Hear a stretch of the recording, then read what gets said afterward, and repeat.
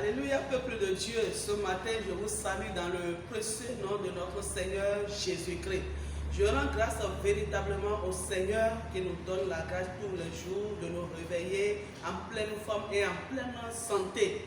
Ce matin, nous allons écouter la parole de Dieu, la parole qui nous donne la vie, la parole qui nous donne le bonheur, tout ce que vous pouvez imaginer. C'est Dieu qui fait tout en tous. Ce matin, nous allons lire la parole de Dieu. Nous allons manger la nourriture spirituelle, la nourriture de notre âme, la parole de Dieu. Et nous allons tous ensemble lire dans Exode chapitre 8, c'est verset 16 au verset 28. Exode chapitre 8, verset 16 au verset 28. Je vais lire ce qui suit. L'Éternel dit à Moïse, lève-toi de bon matin et présente-toi devant Pharaon. Il sortit pour aller près de l'eau. Il sortira pour aller près de l'eau. Tu lui diras, ainsi parle l'Éternel, laisse aller mon peuple afin qu'il me serve. Si tu ne laisses pas aller mon peuple, je vais envoyer les mouches venimeuses contre toi, contre tes serviteurs, contre ton peuple, contre tes maisons. Les maisons des Égyptiens seront remplies de mouches et le sol en sera couvert. Mais en ce jour-là, je distinguerai le pays de Gozen où habite mon peuple. Et là, il n'y aura point de mouches, afin que tu saches que moi, l'Éternel, je suis au milieu de ce pays. J'établirai une distinction entre mon peuple et ton peuple. Ce signe sera pour demain. L'Éternel fit ainsi. Il vint une quantité de mouches venimeuses dans la maison de Pharaon et de ses serviteurs. Et tout le pays d'Égypte fut dévasté par les mouches. Pharaon appela Moïse et Aaron et dit, allez, offrez des sacrifices à votre Dieu dans le pays. Moïse répondit, il n'est point convenable de faire ainsi, car nous offrirons à l'Éternel notre Dieu des sacrifices qui sont en abomination aux Égyptiens. Et si nous offrons sous leurs yeux des sacrifices qui sont en abomination aux Égyptiens, ne nous lapideront-ils pas? Nous ferons 3 jours de marche dans le désert et nous offrirons des sacrifices à l'Éternel notre Dieu selon ce qu'il nous dira. Pharaon dit, je vous laisserai aller pour offrir à l'Éternel votre Dieu des sacrifices dans le désert. Seulement, vous ne vous éloignerez pas en y allant, priez pour moi. Moïse répondit, je vais sortir de chez toi et je prierai l'Éternel. Demain les mouches s'éloigneront de Pharaon, de ses serviteurs et de son peuple. Mais que Pharaon ne trompe plus en refusant de laisser aller le peuple pour offrir des sacrifices à l'Éternel. Moïse sortit de chez Pharaon et il pria l'Éternel. L'Éternel fit ce que demandait Moïse. Et les mouches s'éloignaient de Pharaon, de ses serviteurs et de son peuple. Il n'en resta pas une. Mais Pharaon, cette fois encore, endurcit son cœur et il ne laissa point aller le peuple. Amen. Que le Seigneur bénisse sa parole ce matin. Le thème que je nous propose ce matin, c'est « Tu seras distingué ». Alléluia. Dieu épargne son peuple. Il a promis d'épargner le peuple d'Israël, les enfants d'Israël en Égypte. Pharaon ne voulait pas du tout laisser aller le peuple de Dieu. Malgré les instants, malgré tout ce que Moïse a fait comme miracle, il a refusé. Et cette fois-ci, Dieu a dit, je vais envoyer des mouches venimeuses qui vont remplir tout le pays d'Égypte. Mais quelque chose est surprenant ici, c'est que Dieu a dit à Moïse de dire à Pharaon, tout le pays d'Égypte sera rempli de mouches, seulement que les enfants d'Israël seront épargnés. Aucune mouche n'ira dans le pays de Gozen, dans leur ville, là où ils habitaient. Il n'y aura pas de mouches venimeuses. Alléluia. Et j'aimerais te dire, chers frères et sœurs, ce matin, que le Seigneur a promis de nous épargner. Il a promis, autant des enfants d'Israël, il a promis de les épargner, il a promis de les distinguer, de faire une différence entre les enfants de l'Égypte et les enfants d'Israël. Et je vais te dire une bonne nouvelle ce matin, c'est que Dieu continue d'être fidèle. Il est le même Dieu, il n'a pas changé, il est toujours le même Dieu qui avait servi les enfants d'Israël. Il va t'épargner, il va te sauver, il va te délivrer, quel que soit ce qui t'arrive en ce jour. Aujourd'hui, nous voyons que le monde entier est confiné. Il y a ce virus, ce coronavirus qui sévit partout dans le monde. Mais j'ai une bonne nouvelle pour toi. Tu ne seras pas atteint. Tu ne seras pas malade. Tu ne mourras pas de ce virus. Aucun malheur ne t'arrivera. Alléluia. Il dit, je vais épargner mon peuple, je vais distinguer mon peuple. Et Pharaon a fait semblant, il a fait semblant d'accepter de laisser les enfants d'Israël aller pour offrir le sacrifice à l'Éternel. C'est comme ça, Pharaon aujourd'hui est à l'image de Satan, est à l'image du diable, est à l'image de tout ce qui est mauvais que vous pouvez savoir. C'est que le diable ne laisse pas aller facilement sa proie. Pharaon dit, je vais vous laisser aller, vous allez offrir votre sacrifice à votre Dieu. Le diable est rusé. Aujourd'hui, il va te dire, oui, je te laisse, tu peux aller. Il a laissé beaucoup de personnes, soi-disant chrétiennes. Des gens sont là aujourd'hui, disent qu'ils ont donné leur vie à Jésus, mais ils continuent de faire des gris-gris. Le diable leur fait comprendre que non, Dieu est en tout, Dieu est partout, même que c'est Dieu qui a créé les idoles, c'est Dieu qui a créé les fétiches, ceci, cela, et que tu peux même aller à l'église et continuer par faire les gris-gris. Je te dis, c'est faux. Tu ne peux pas faire ce mélange. Tu ne peux pas avoir un pied dehors et un pied dedans. Si tu veux adorer Dieu, adore Dieu. Si tu veux rester dans le monde, reste dans le monde. Alléluia. Tu ne peux pas mélanger les deux choses. Pharaon dit qu'il accepte de faire aux enfants d'Israël d'aller faire le sacrifice, d'adorer leur Dieu. Mais il dit seulement de ne pas s'éloigner de l'Égypte, de rester proche, de ne pas aller loin. Qu'est-ce que ça veut dire? Je te dis que ça, c'est une ruse de Pharaon. Parce qu'il sait que si les enfants d'Israël ne sont pas loin, quand ils vont rencontrer des difficultés, ils vont faire marche arrière, ils vont faire demi, puis ils vont revenir en Égypte. Et c'est la même chose qui se passe aujourd'hui. Beaucoup de personnes se donnent à Dieu. Ils disent qu'ils ont donné leur vie à Dieu. Mais en réalité, ils ne sont pas loin des choses, des coutumes, des sacrifices de leur famille. Ils adorent Dieu, mais quand il y a des sacrifices dans leur famille, ils vont aussi faire des sacrifices. Ils courent rapidement pour aller faire et revenir encore vers Dieu. C'est une mauvaise chose. Nous devons réellement adorer Dieu. Si nous voulons le servir, nous devons le servir lui seul. Ne pas faire de mélange. Aujourd'hui, le Seigneur te parle, mon frère, ma soeur. Tu ne peux pas être dans le monde à la fois et être dans le Seigneur. Choisis une seule chose. Alléluia. Nous devons savoir que la parole de Dieu ne ment pas.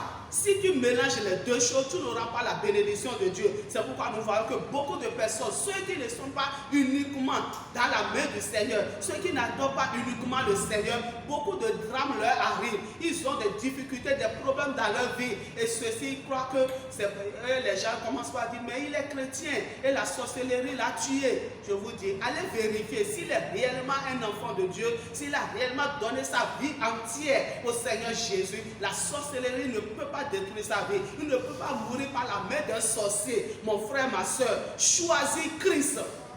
Et Christ seul, ne mélange pas. Beaucoup aujourd'hui disent que je suis dans le Seigneur, mais ils n'ont pas rompu entièrement avec le monde. Ils n'ont pas rompu avec le Satan. Ils n'ont pas rompu avec le diable. Ils étaient des gens qui vivaient une bonne vie. Tous les week-ends, ils sont dans les bars.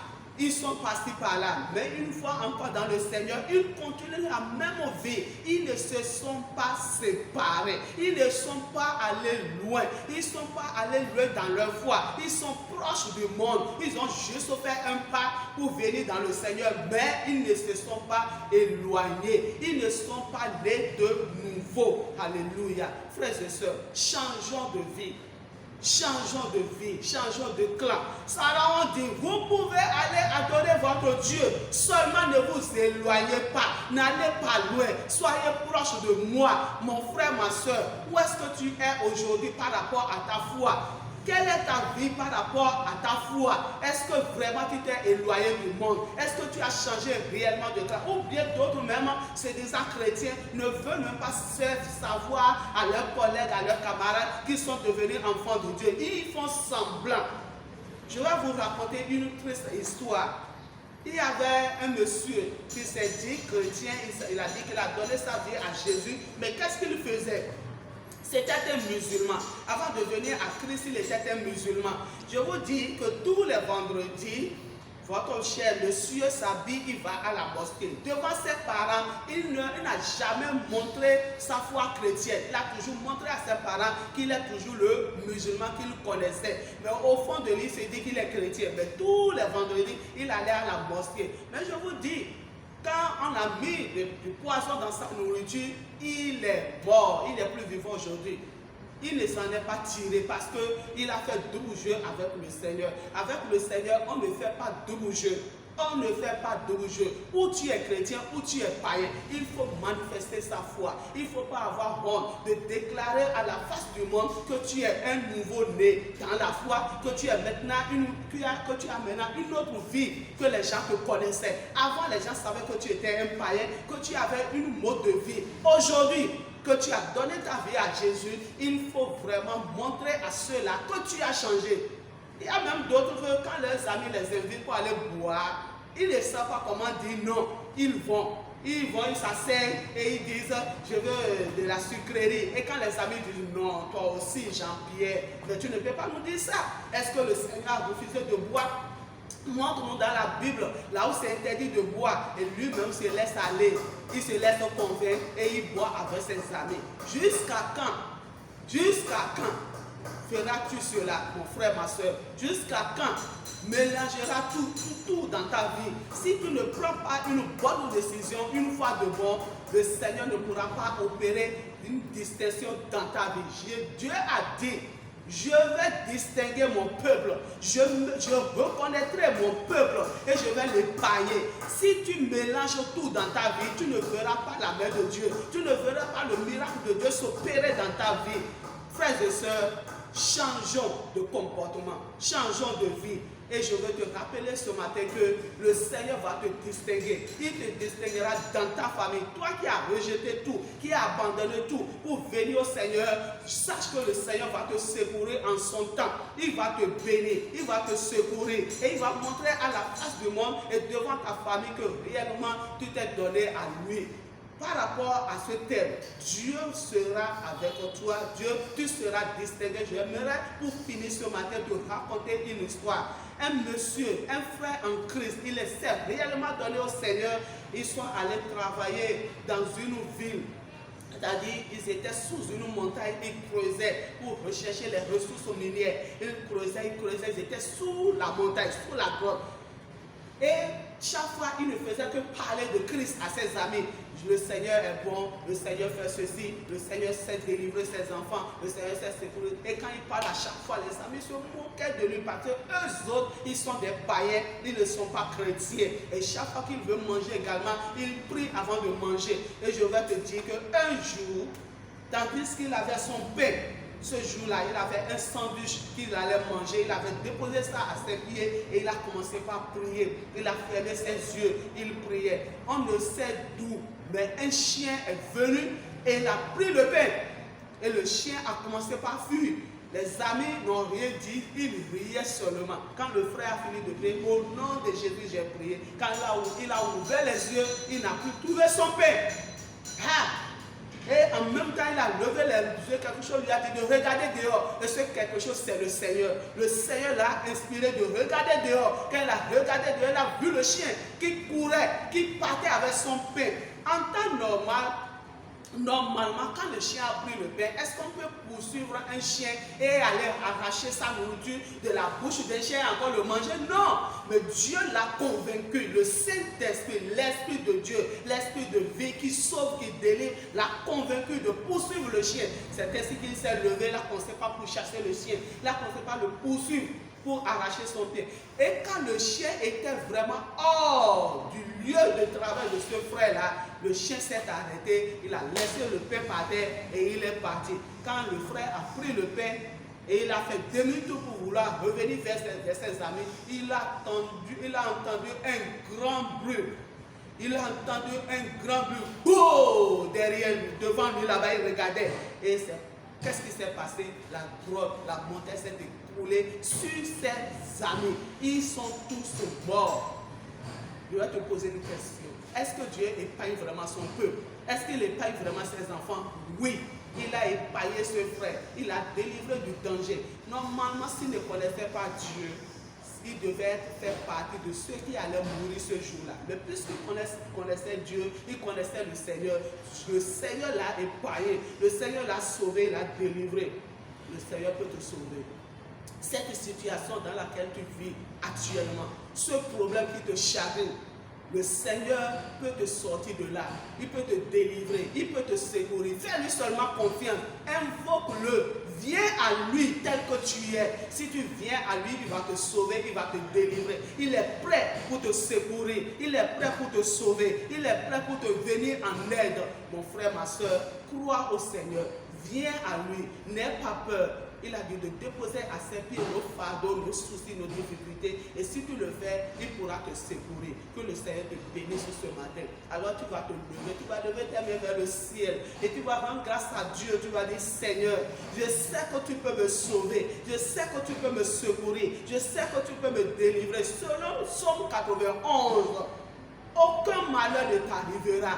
Lis ce psaume minutieusement. Médite ce psaume. Là, tu trouveras les bonnes promesses de l'Éternel. Ce que le Seigneur a promis de te faire, tu le verras. Lève tes mains vers le ciel, nous allons prier. Tu vas rendre grâce à Dieu, tu vas dire, Seigneur, tu as sauvé les enfants d'Israël par le passé. Je sais que tu n'as pas changé. Tu demeures le Dieu vivant. Tu demeures le même aujourd'hui. Tu peux encore me sauver. Tu peux encore me secourir. Tu vas dire, Seigneur, sauve-moi, délivre-moi. Si tu es malade, invoque la main puissante de Dieu.